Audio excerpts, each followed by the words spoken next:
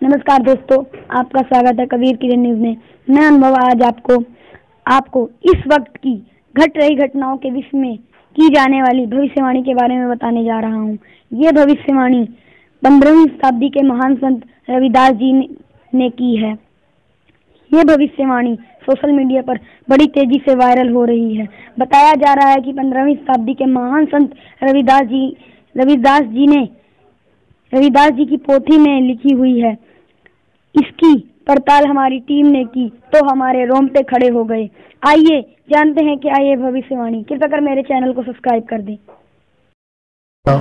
आपको हम ये भविष्यवाणी बताने जा रहे हैं जो संत रविदास जी की पोथी में जो वर्णित है। भारत में अवतारी होगा जो अति विस्मयकारी होगा, ज्ञानी और विज्ञानी होगा जो अद्भुत सेनानी होगा। जीते जी कई बार मरेगा, छद्म वेश में वो विचरेगा। देश बचाने के लिए होगा आवाहन, युग परिवर्तन के लिए चले प्रबल तूफान। दोस्तों, ये भविष्यवाणी आप जान सकते हैं, ये भविष्यवाणी है संत रविदास जी की पोथी से ली गई है, जिसकी हमारी टीम ने खंगाला तो 15वीं शताब्दी के संत रविदास जी की पोथी में ये भविष्यवाणी ज्यों के त्यों अंकित है। लेकिन जिस प्रकार से ये भविष्यवाणी ये दर्ज है आज की दशा और दिशा को जो तय कर रही है, और बड़ी ही महज चौंकाने वाला खुलासा किया है इसमें।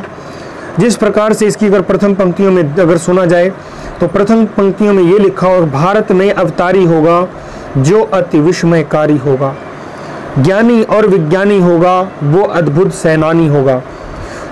जीते जी कई बार मरेगा, छद्म वेश में वो विचरेगा। दोस्तों, ये किसी ऐसे महामानव की तरफ संकेत कर रही है भविष्यवाणी कि जो अवतार धरती पर भारत में होगा और वो बड़े ही रहस्यमय तरीके से उजागर होगा, और उसकी जो शक्ति है वो ज्ञान और विज्ञान के तरीके से ही पूरी दुनिया में फैलेगी, और एक तरीके से वो एक योद्धा भी होगा। लेकिन उसके विषय में ये भी साफ साफ लिखा हुआ है, जीते जी कई बार मरेगा, छद्म वेश में वो विचरेगा।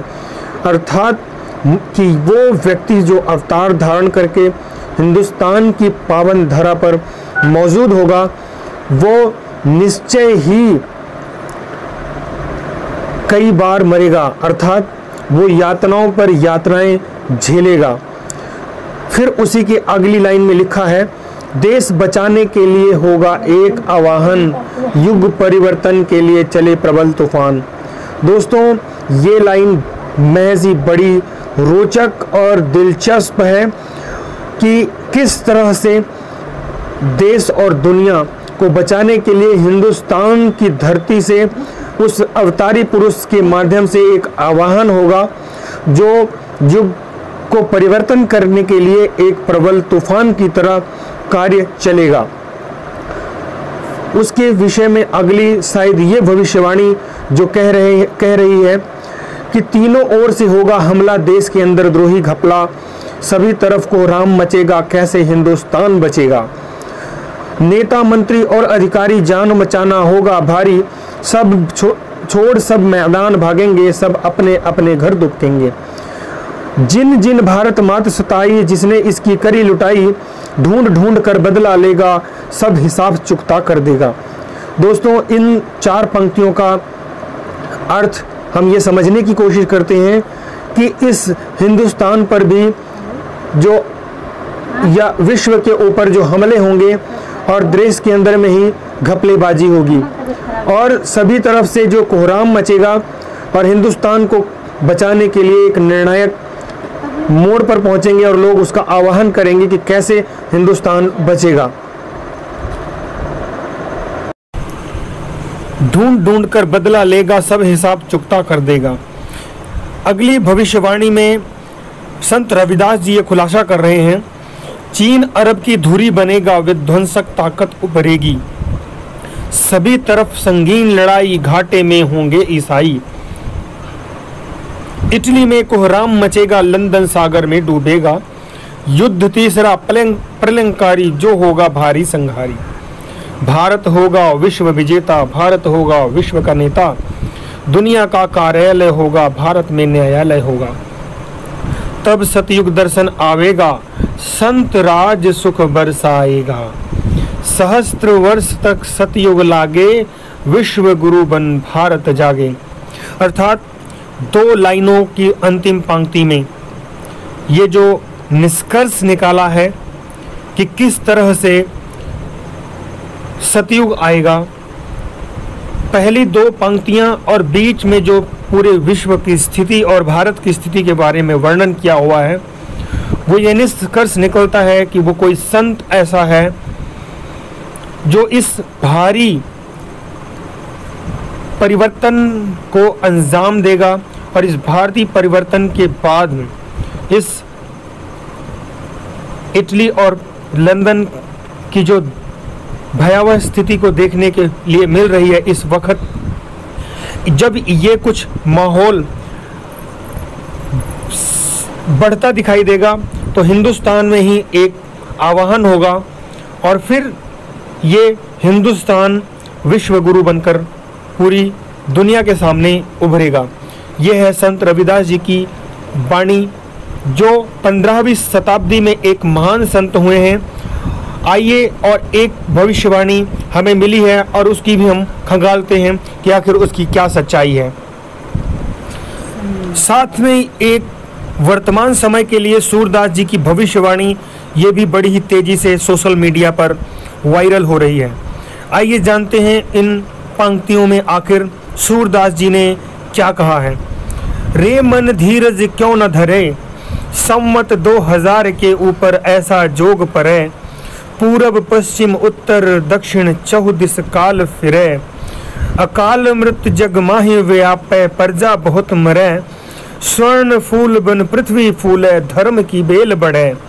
सहस्त्र वर्ष लग सतयुग व्यापै, सुख की दया फिरे। काल जाल से वही बचेगा, जो गुरु का ध्यान धरे। सूरदास यह हरि की लीला, तारे नहीं टरे। सूरदास जी इन पंक्तियों में ये वर्णन कर रहे हैं कि जो इस वक्त की जिस तरह से रविदास जी की भविष्यवाणी इस 20वीं शताब्दी के विषय में जो कोरोना वायरस के महामारी के भयंकर प्रकोप को जहां वर्णित कर रही है, ठीक इसी तरह से सूरदास जी की भविष्यवाणी भी इसी तरफ संकेत दे रही है कि 2000 संवत के ऊपर ऐसा योग पड़ेगा कि चारों दिशाओं में काल फिरेगा और पूरे विश्व और पूरी पृथ्वी के मानव जनमानस की हानि होगी। लेकिन एक इसमें स्पेशल जो चीज़ बताई है, स्वर्ण फूल बन पृथ्वी फूले, धर्म की बेल बढ़े। मतलब कि ऐसा कोई संत और गुरु होगा जो इस हिंदुस्तान कहें या पूरे विश्व के किसी एक कोने में बैठकर धर्म की व्यवस्था को और बढ़ाएगा, जो 1000 वर्ष तक सतयुग जैसा माहौल कायम कर देगी और फिर भगवान की दया पूरी पृथ्वी पर होगी। और स्पष्ट इस चीज़ में 1-2 लाइनों में, अंतिम 2 पंक्तियों में ये वचन कहे गए हैं और सूरदास जी के माध्यम से कि काल जाल से वही बचेगा, यानी इस काल के गाल से वही बचेगा जो गुरु का ध्यान धरे।